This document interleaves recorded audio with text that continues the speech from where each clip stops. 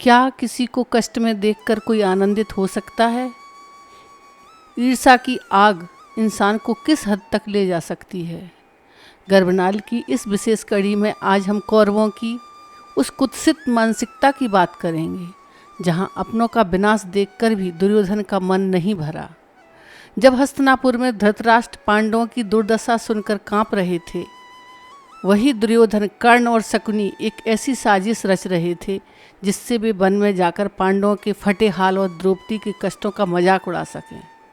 आखिर क्या थी वह घोष यात्रा की योजना? क्या धृतराष्ट्र अपने पुत्रों को इस पाप से रोक पाए? आइए जानते हैं द्वेष और प्रतिशोध की इस गहरी साजिश की कहानी। पांडवों के वनवास के दिनों में कई ब्राह्मण उनके आश्रम में गए थे। वहाँ से लौटकर वे हस्तिनापुर पहुँचे और धृतराष्ट्र को पांडवों के हालचाल सुनाए। धृतराष्ट्र ने जब यह सुना कि पांडव वन में आंधी, पानी, धूप में बड़ी तकलीफ़ें उठा रहे हैं, तो उनके मन में चिंता होने लगी। सोचने लगे, इस अनर्थ का अंत भी कभी होगा? इसके परिणाम से कहीं मेरे कुल का सर्वनाश तो नहीं हो जाएगा? भीम का क्रोध अब तक अगर रुका हुआ है तो युधिष्ठिर के समझाने, बुझाने और दबाव के कारण ही। वह कब तक अपना क्रोध रोक सकेगा? सहन करने की भी हद होती है और किसी न किसी दिन पांडवों का क्रोध बांध तोड़कर जरूर निकलेगा। इससे सारे कौरव वंश के नाश होने की भी संभावना है। यह सोच सोचकर धृतराष्ट्र का मन कांप उठता। कभी वह सोचते, अर्जुन और भीम तो हमसे जरूर बदला लेंगे। शकुनी, कर्ण, दुर्योधन और नासमझ दुशासन को ना जाने क्यों ऐसी मूर्खता भरी धुन सवार है। ये क्यों नहीं सोचते कि पेड़ की डाली के सिरे तक पहुंच जाना खतरे से खाली नहीं होता। थोड़े से शहद के लालच में पड़कर ये लोग शाखा के सिरे तक पहुंच चुके हैं। वे यह क्यों नहीं देखते कि भीमसेन के क्रोध रूपी सर्वनाश का गड्ढा इन्हें निकल जाने के लिए मुँहवाए पड़ा है। फिर कभी सोचते, आखिर हम लोग लालच में क्यों पड़ गए? हमें किस बात की कमी थी? सब कुछ तो हमें मिला है, फिर भी हम लोभ में फंसे। क्यों अन्याय करने पर उतारू हो गए? जो कुछ प्राप्त था उसी का ठीक से उपभोग करते हुए सुखपूर्वक नहीं रह सकते थे क्या? लेकिन लालच में पड़कर जो पाप किए उनका फल तो भुगतना पड़ेगा, ऐसा ही लगता है। पाप के जो बीज बोए हैं तो पाप की ही फसल काटनी होगी, और फिर हम पांडवों का बिगाड़ ही क्या सकते। अर्जुन इंद्रलोक जाकर दिव्यास्त्र प्राप्त करके कुशलतापूर्वक लौट आया। सशरीर स्वर्ग में जाकर सकुशल लौट आना कोई मामूली बात नहीं। अब तक तो किसी से यह नहीं हो सका कि संदेह इंद्रलोक जाकर फिर वहाँ से सुख सौंदर्य को छोड़कर इस लोक में वापस लौट आए। यदि अर्जुन ने यह असंभव संभव कर दिखाया है तो वह केवल हमसे बदला लेने की गरज से किया होगा। इसी भांति धृतराष्ट्र सोचा करती। मन में तरह तरह की आशंकाएं उठती और उनके मन को परेशान करती रहती। लेकिन दुर्योधन और शकुनी कुछ और ही सोचते थे। धृतराष्ट्र की तरह चिंता करना तो दूर, उन्हें तो उसमें अजीब तरह का आनंद आ रहा था और उनको यह विश्वास था कि अब आगे जल्दी ही शुभ दिन आने वाला है। कर्ण और शकुनी दुर्योधन की चापलूसी किया करते। राजन, जो राजश्री युधिष्ठिर का तेज और शोभा बढ़ा रही है, वह अब हमारे पास आ गई। बलिहारी है आपकी कुशाग्र बुद्धि की, जिसके कारण हमें यह सौभाग्य प्राप्त हुआ है। किंतु दुर्योधन को भला इतने से संतोष कहाँ होता। वह कर्ण से कहता, कर्ण, तुम्हारा क्या कहना है? तुम्हारा कहना ठीक तो है, परंतु मैं तो चाहता हूँ कि पांडवों को मुसीबत में पड़े हुए अपनी आँखों से देखूँ और उनके सामने अपने सुख भोग और ऐश्वर्य का प्रदर्शन भी करूँ, जिससे उनको अपनी दयनीय हालत का जरा भी भान ना हो। तब तक शत्रु की तकलीफ़ को हम अपनी आँख से ना देख लेंगे, तब तक हमारा आनंद अधूरा ही रह जाएगा। कोई ऐसा उपाय करना चाहिए जिससे अपना यह काम पूर्ण हो। पिताजी की भी इसमें सम्मति लेनी होगी। पिताजी सोचते हैं कि पांडव में हमसे ज़्यादा तपोबल है। पिताजी पांडवों से इस कारण कुछ डरते रहते हैं। वे वन में जाकर पांडवों से मिलने की इजाज़त देंगे, इसमें शंका है। वह डरते हैं कि कहीं हम पर इससे कोई आफत ना आ जाए।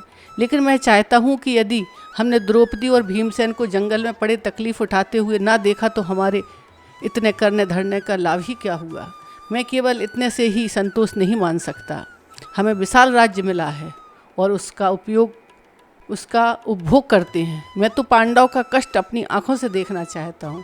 इसलिए कर्ण और तुम शकुनी कुछ ऐसा उपाय करो जिससे वन में जाकर पांडवों को देखने की पिताजी से अनुमति मिल जाए। कर्ण ने इसका जिम्मा लिया।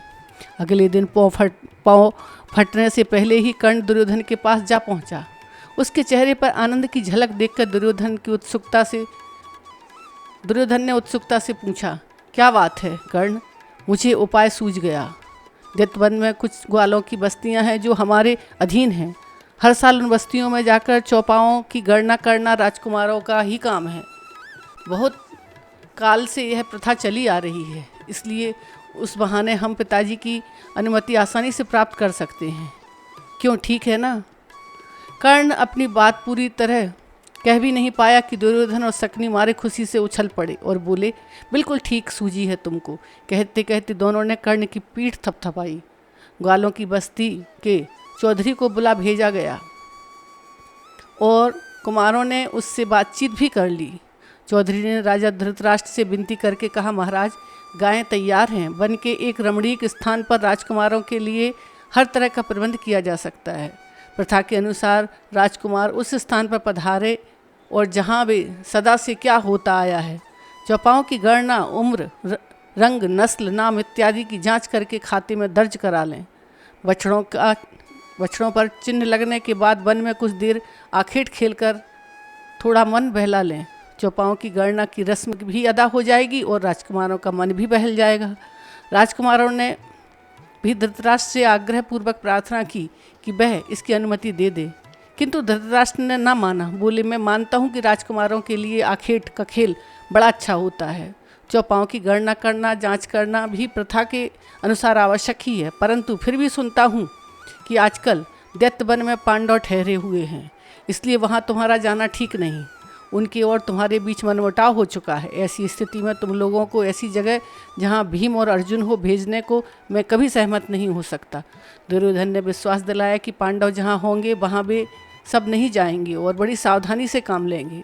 तुम्हारे 1000 सावधान रहने पर भी मुझे भय है कि कोई आफत जरूर आ जाएगी। तुम्हारे लिए यह उचित नहीं है कि वनवास के दुख से क्षुब्ध पांडवों के नज़दीक जाओ। हो सकता है तुम्हारे अनुचरों में से कोई पांडव से अशिष्टता का व्यवहार कर बैठे, जिससे भारी अनर्थ हो सकता है। केवल गांव की गायों की गिनती का ही काम हो तो उसके लिए तुम्हारी बजाय किसी और को भी भेजा जा सकता है। राजा ने कुम्हारों को समझाते हुए कहा। यह सुनकर शकुनी बोला, राजन, युधिष्ठिर धर्म के ज्ञाता हैं। भरी सभा में वह जो प्रतिज्ञा कर चुके हैं उससे विमुख नहीं होंगे। पांडव उनका कहा अवश्य मानेंगे। हम पर अपना क्रोध प्रकट नहीं करेंगे। आखिर दुर्योधन आखेट ही तो खेलना चाहते हैं। वह कोई ऐसा कार्य नहीं करेंगे जिससे बिगाड़ पैदा हो। आप इन्हें न रोकिए। चौपाओं की गणना का भी काम हो जाएगा और दुर्योधन की इच्छा की पूर्ति हो जाएगी। मैं भी उनके साथ जाऊंगा और कोई अनहोनी बात न होने दूंगा। आप विश्वास रखें, पांडवों के पास तक हम नहीं भटकेंगे। मैं इस बात का वचन देता हूँ। आप निश्चिंत होकर अनुमति दीजिए। विवश होकर धृतराष्ट्र ने अनुमति दी। बोले, तो फिर जैसी तुम्हारी इच्छा। जिसने मन में बैर भाव को एक बार जगह दी वह संतोष से सदा के लिए हाथ धो बैठता है। द्वेष वह आग है जो बुझाए नहीं बुझती। जलती आग को कहीं ईंधन डालकर बुझाया जा सकता है। ईंधन पाकर तो वह और भी भड़क उठती है तथा और भी ज़्यादा ईंधन पाने के लिए लालायित हो उठती है। द्वेष करने वाले का जी कभी नहीं भरता।